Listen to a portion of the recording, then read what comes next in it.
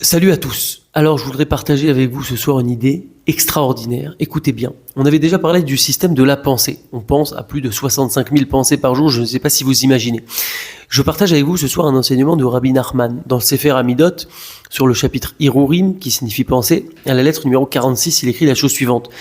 Achemda ve'marshava ra'a, le désir et la mauvaise pensée, arola à la lèvre pitom qui monte au cœur soudainement, de manière inopinée comme on dit, Sheen Birshuta Adam Leimanam Meno, et l'homme n'a pas la possibilité d'empêcher cette pensée qui lui est montée à l'esprit, bien que tout ce qu'on pense finalement c'est conditionné par ce qu'on voit, nos habitudes, notre mode de vie, etc. Mais en tout cas, disons que sur cette pensée-là qui est arrivée de manière soudaine, eh bien on n'a pas la possibilité de l'enlever parce qu'elle est arrivée, c'est comme ça.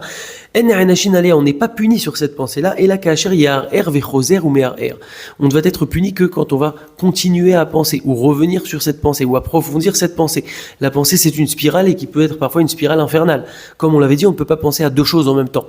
On ne pourra donc pas annuler la mauvaise pensée, mais il faudra la remplacer par une pensée positive, une bonne pensée. En tout cas, on pourrait résumer ça à l'idée suivante.